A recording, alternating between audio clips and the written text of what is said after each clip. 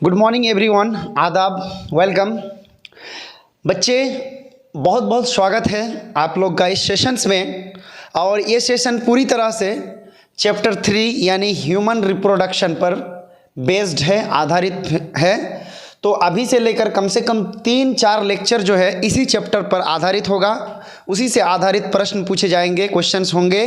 तो आप सभी से ये रिक्वेस्ट होगा मेरा कि आप लोग तीसरा चैप्टर को बहुत अच्छे से प्रैक्टिस कर लें, ताकि उनसे रिलेटेड जो भी क्वेश्चंस है आपसे सॉल्व हो सके। जब आपसे सॉल्व होगा तो आपको मज़े भी आएंगे। Yes, my name is MD Najmul Huda and welcome to our YouTube channel bio to bio. तो चलिए गाइज स्टार्ट करते हैं। सबसे फर्स्ट क्वेश्चन है, ग्राफियन फॉलिकल पाया जाता है।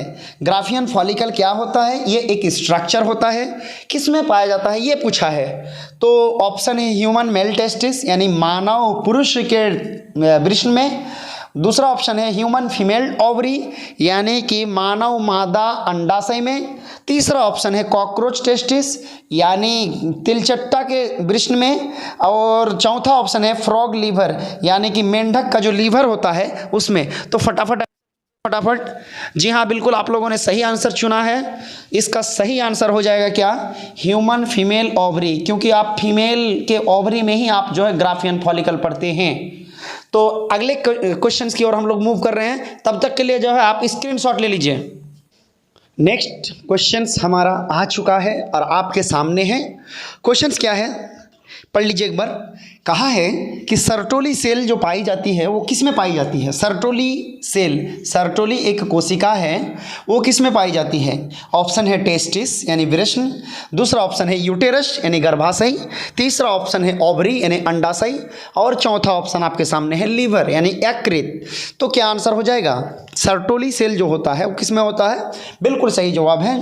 इसका सही जवाब है टेस्टिस। क्या आंसर हो जाएगा? सर्टोली सेल किस में पाया जाता है? टेस्टिस में। आप जानते हैं कि सर्टोली सेल का काम भी एक होता है। पूछता है कि सर्टोली सेल का काम क्या है, तो सर्टोली सेल क्या करता है जानते हैं? स्पर्म को या उस स्पर्मेटोगोनिया को क्या देता है? पोषण प्रदान करता है या न्यूट्रिशन प्रोवाइड करता है। तो टेस्टिस के अंदर जो होता है सेमिनिफेरस ट्यूब्यूल्स होता है, उसमें फिर सेल होता है। ये बड़ा मैकेनिज्म है, आप लोग थ्योरी में पढ़ते हैं।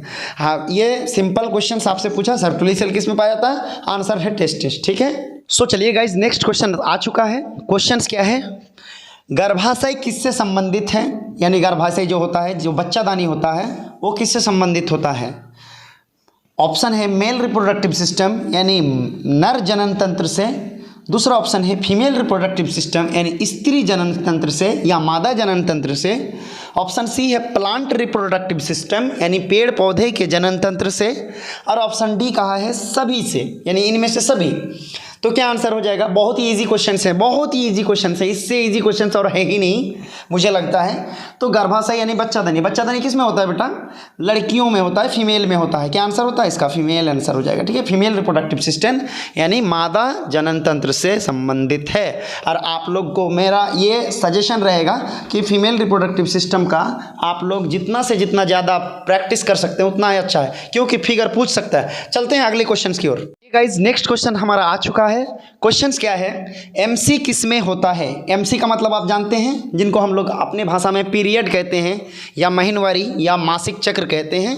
एमसी का फुल फॉर्म होता है मेंस्ट्रुअल साइकिल, जिसका हिंदी होता है ऋतुस्राव चक्र।